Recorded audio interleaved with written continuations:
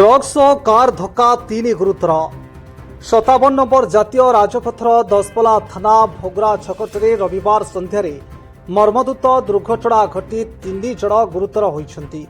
मिलिथिबा सूचना अनुसार दसपला पटु नयागढ़ अभिमुखे जाउथबा कार एक चलंता ट्रक को धक्का देबारु एभली दुखद घटना घटिछि।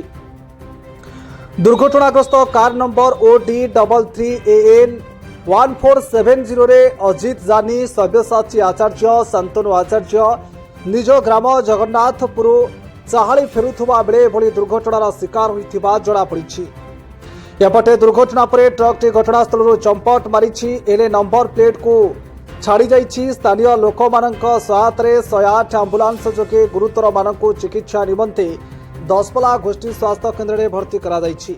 घटनास्थल में पुलिस पहुंची तदंत जारी रखिछि। बड़ कथा है घटनास्थल में OD02 BF4188 नंबर लेखा एक नंबर प्लेट पड़ी रही देखा मिली।